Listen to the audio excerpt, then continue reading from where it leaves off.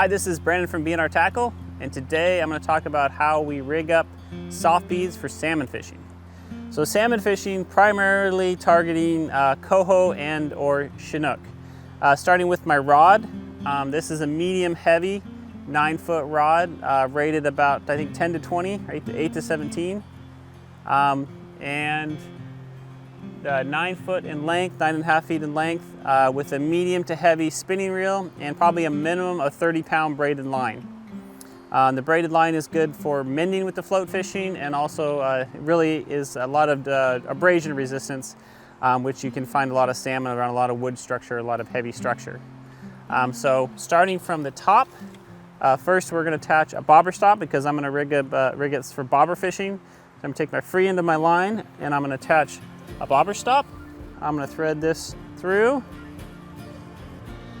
just like that, and I'm going to push the straw off and attach my bobber stop just like that. I'm going to tighten this down. We'll trim this a little bit later to get it nice and tight so it's a little bit hard to stretch, just like that. Now I'm going to attach a bead and a bobber. The bead will thread right through the line here on there. We have a bead attached, and now I'm going to attach a bobber. This is approximately a 1/2 ounce float. Comes out there. Now I'm going to attach another bead, and again this bead is to keep the bobber from bouncing against the swivel and getting dinged up, getting scratched up. Now I'm going to attach a swivel. The swivel is a snap swivel, and the purpose of the snap swivel is to connect my leader and my swivel, but also to attach a weight, which is why I have the snap swivel part of it. So first I'm going to tie my braided knot onto my swivel, just like this. It's important that you use a specific knot for braided line. The standard monofilament lines are not good knots generally for tying braided line because the braided line is too slippery to hold. There's that, and I'll trim this later. And now I'm going to put this down for a second, and I'm going to tie my leader for my bead before I attach it. So, since I'm going to plan on fishing either a 20 or a 25 millimeter bead for salmon, I'm going to start with a 1/0 hook. This is a straight eye octopus style hook. You can use a regular octopus style hook, but I prefer a 1/0 or a 2/0, and this is 25 pounds of fluorocarbon lever. So to attach my hook, I'm going to tie a Rapala knot.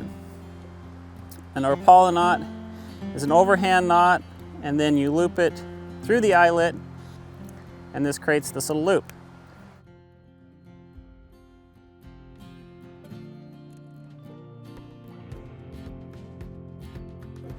So there you have this, and now I'm going to attach my T-stop. I'm going to take the free end of the line, pass it through the leader, and then I'm going to pinch my stop off the line and off the wire and then onto the leader, like that. I'm going to pull my bobber stop down, and it gets right to that knot. It'll stop right there. Now I'm going to attach my bead out of my Slam and Salmon pack. I'm going to go through here and I'm going to say, okay, today I want to fish a 25 mil, which is these beads right here. And I'm going to go for a mottled red bead today. This looks nice and chunk, like a big old chunk of eggs. I'm going to identify the hole in the bead, which can be seen right there. And then I'm going to slide the free end of the leader right through the hole in the bead. It's going to come popping out the other end just like that. And I'm going to hold the bead upside down. I'm going to slide it right down, and the stop's going to slide right up into there. I'm going to trim my leader a little bit so I don't have that big tag of line hanging out. And now we're going to attach this to the leader we just tied. So now I have a swivel. We need to roughly balance the stop, or balance the bobber and the weight. So this is a 1/2 ounce float, so I'm going to attach a 1/2 ounce weight. There we go. Now for rigging, we have it all rigged. So starting from the top, we have bobber stop, bobber, beads, weights, and the bead.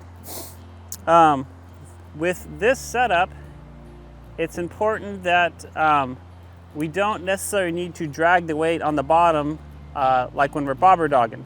When I bead fish for salmon, I typically fish what I would say suspended. So in this instance, if the hole I'm fishing is 5 feet deep, I'll probably fish my bobber to my weight at 4 feet or 3.5 feet. So this means my bead isn't necessarily dragging, or my weight's not dragging along the bottom, but it's actually fishing suspended, and the bead is kind of moving around as it goes through the hole, but not necessarily dragging on the bottom.